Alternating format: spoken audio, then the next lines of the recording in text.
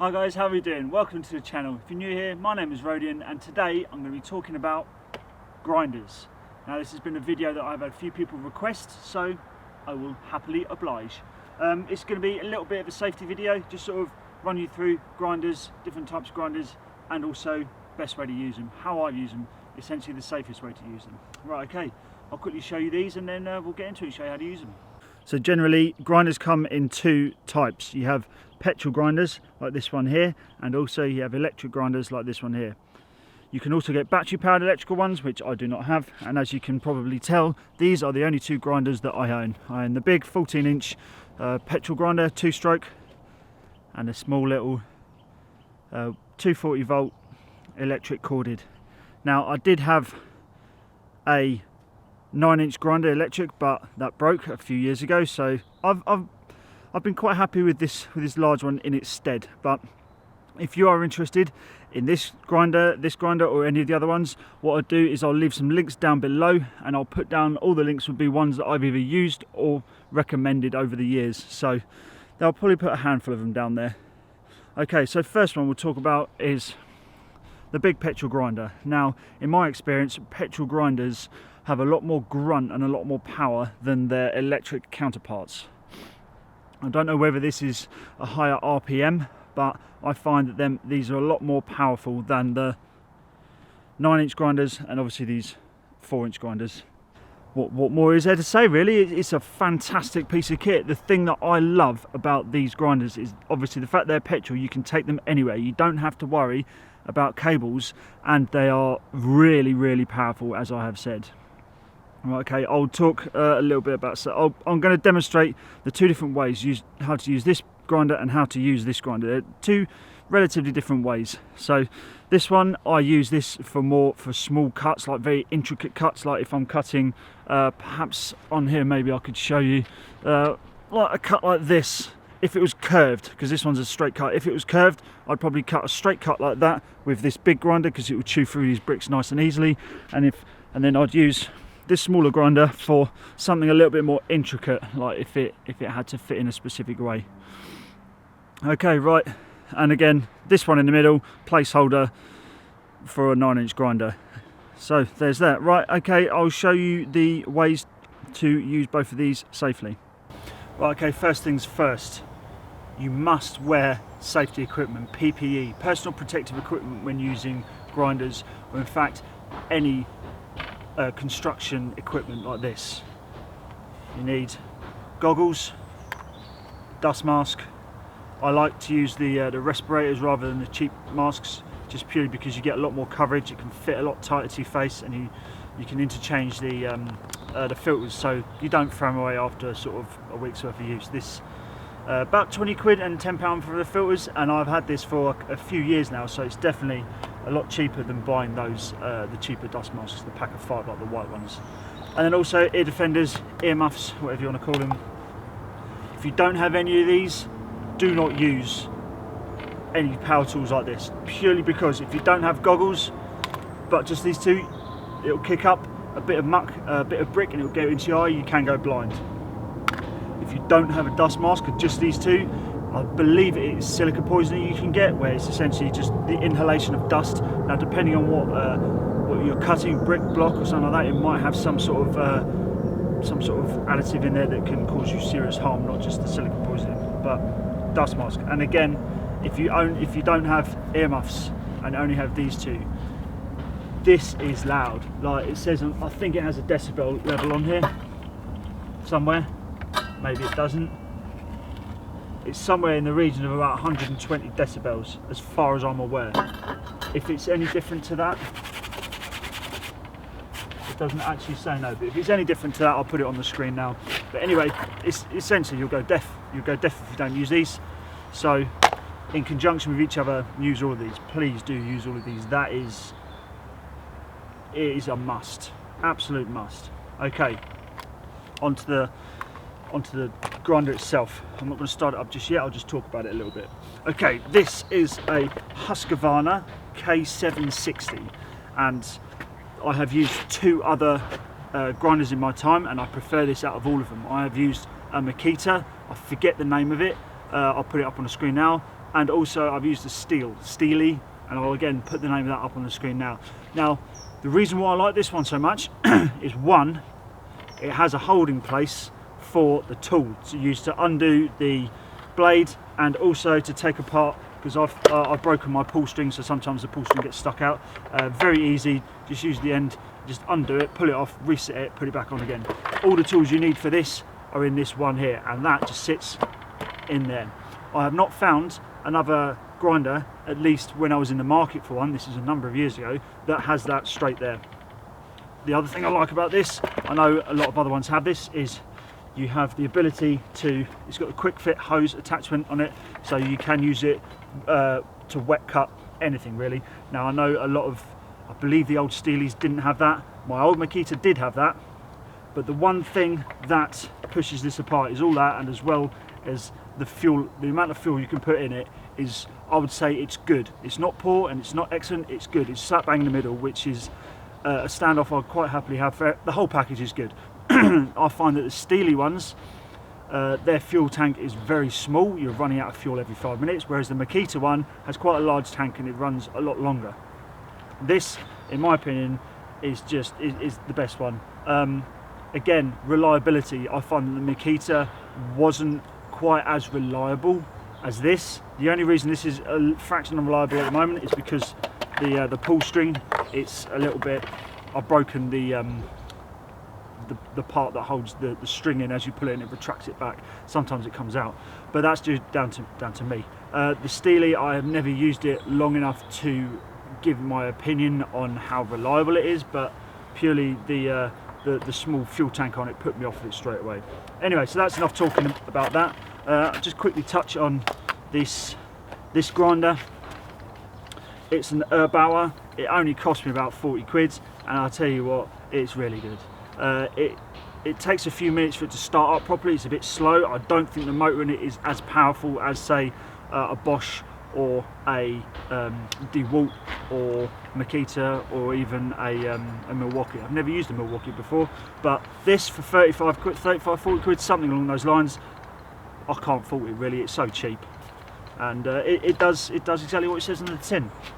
Right, okay, now what we'll do is I will move on and show you how to stand whilst cutting, what you need to look out for, and just sort of a few safety tips as we go along. So okay, right, I'll use this one and then I'll go on and use the small one. So I'll show you the two different ways. The 9-inch one, the one that I don't have, it works the same way as you would do with this one, but apart from you have a large handle on this, on the small 9-inch one you just have the two handles. You don't have quite as much choice, but it is essentially, you will stand and use it the same way as you would do with this one. It's ever so slightly different with the little one, but it generally, you can mix and match all of these different ways, all these different safety tips into one, so you'll be fine. Right, okay, I'll show you how this works. Right, okay, I'm not going to start it up just yet, but essentially the idea is, there's a little button here, where it's a little rubbery knobble thingy. Basically you press that 6 to 8 times, and that brings fuel in from the tank into the engine and sort of preloads it, I guess. Then you have to hold down this is a little clutch, you hold down that, pull the trigger in, and then on the other side there's a little button you press, and that locks it on go essentially. Pull the choke out like so. Then what you do is you put your foot in that little recess there, grab the old toggle and yank it a couple of times until it, well, I'll tell you what, I'll do it now. I'll put my earmuffs on, it's a bit loud. So essentially what you do, I'll do this before I talk, before I start, because I won't be able to talk after that. You pull that a few times, and when it starts and sort of chugs over, it turns over once. Then you push the clutch in, and you do it again, and it should start up. And it goes a little something like this.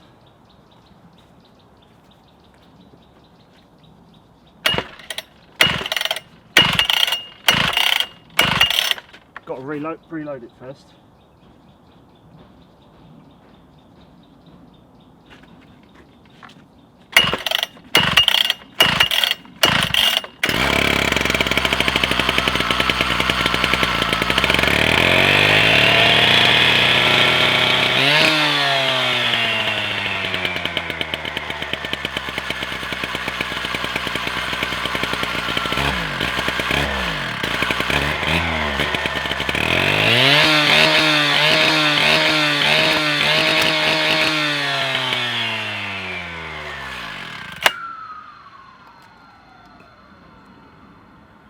Sometimes when, I haven't used this in a while, so sometimes when you first use it and you haven't used it in a while, it takes a while to get going, and then when I pulled that trigger and it stuttered a little bit, you have to slowly, if that happens, slowly pull the trigger in and it sort of warms it up. Once it's warmed up, you pull that once and it'll be fine. You won't have to bother with the choke again, so you'll be all good.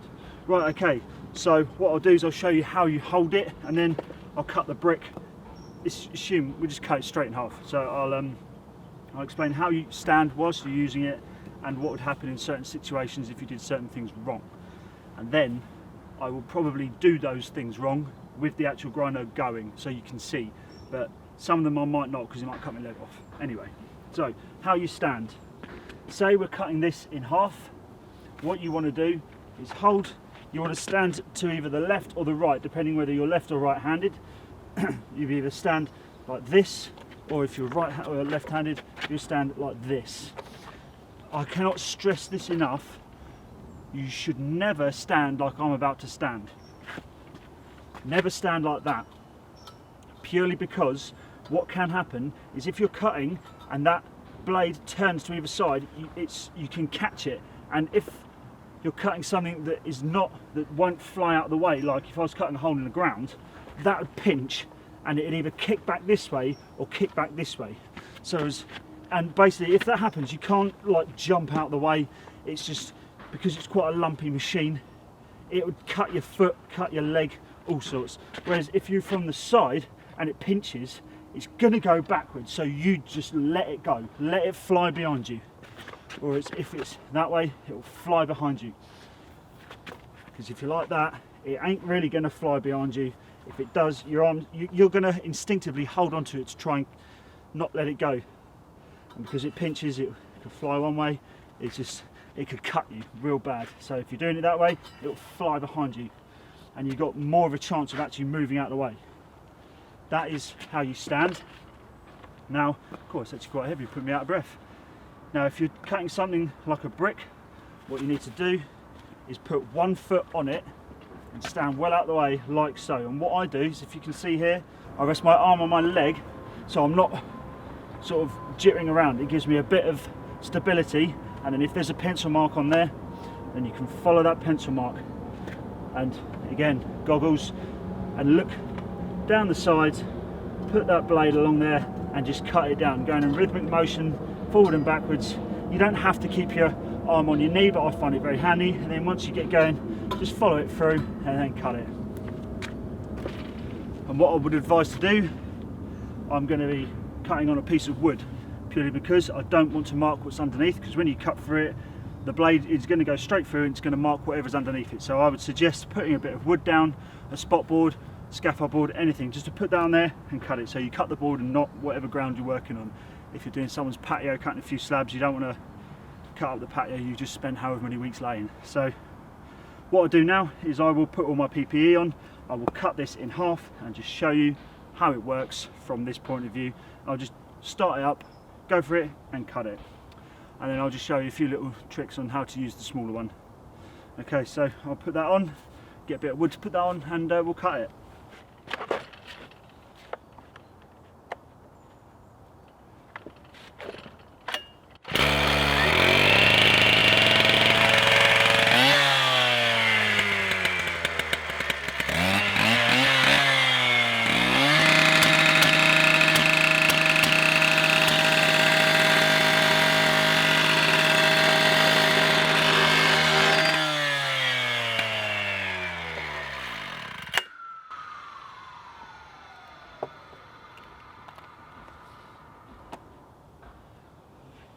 And that is how you use a grinder. You get a nice clean cut there.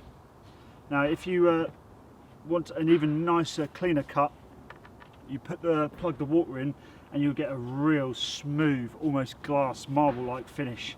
Yeah, it's a really nice cut on that. Oh, there's a slug there, don't want that.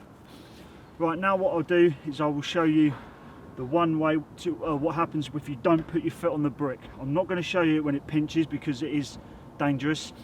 You just have to be, I guess you just have to be aware that it could pinch and it could spin back. I'm not going to do it because it is dangerous, so always be very careful when using tools like this. So I'll get a fresh brick and was about to say fresh prints, don't know why. I'll get a fresh brick and I'll cut it without putting my foot on it, and it will just, well, you'll see.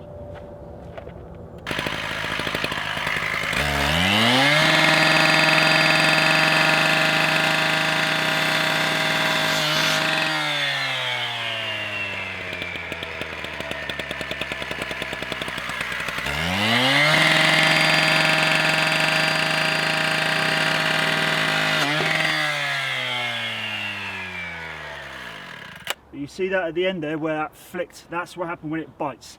It's when the angle of the blade is not in the same angle as what you've already cut, if that makes sense, like the hole. So assume my hand's the blade, as if it goes on an angle, and it will kick back.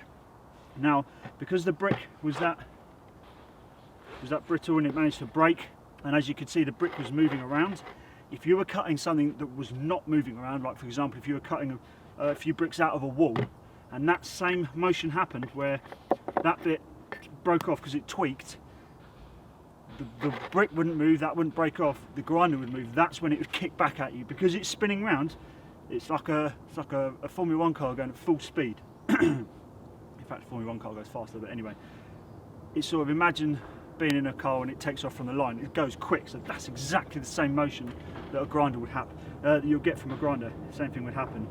So hopefully there's something, hopefully you learned something there from that, and please do, again, can't stress enough, PPE, use it when using equipment like this, because this could save your sight, could save your hearing, could save your lungs, it could save your life. So please be careful. Okay, so I'll show you a couple of different ways with the smaller grinder, and then we'll wrap it up from there.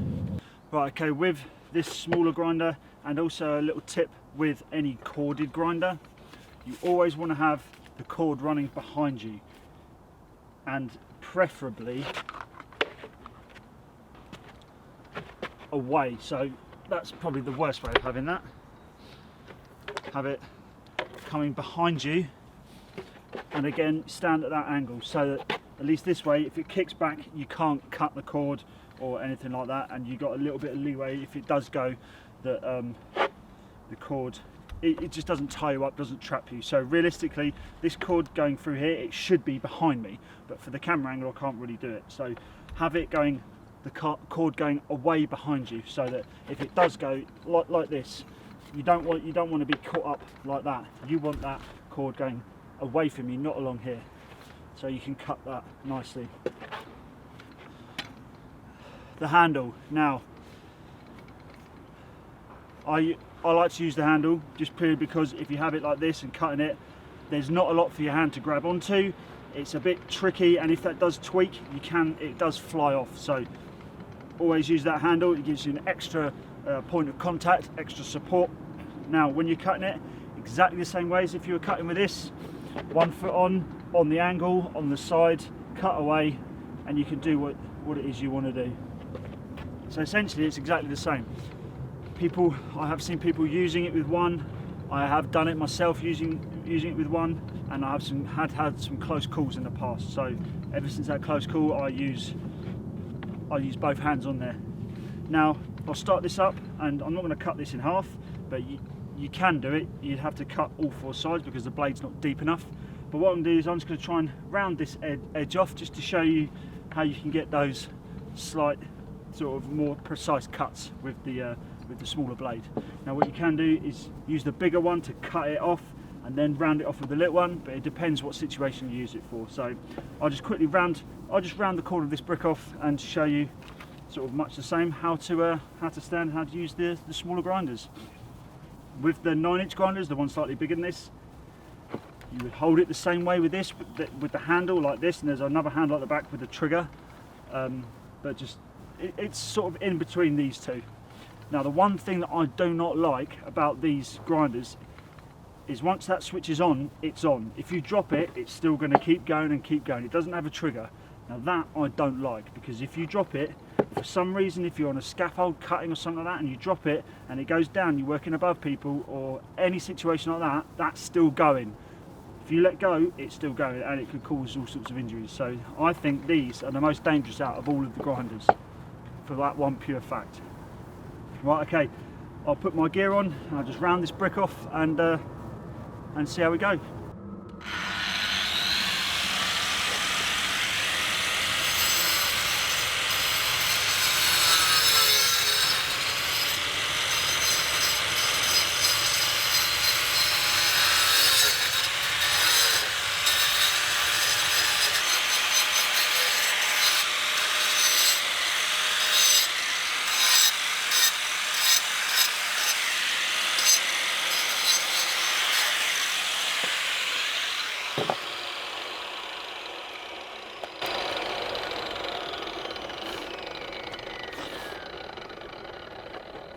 I don't know if you heard when I started that up, it just took a second or so just to spool up. I'll do it once more, just have a listen out. It might, if you've used grinders before, you probably know what I mean. Normally it goes bzzz and it's just straight going, but this just takes a second to warm up.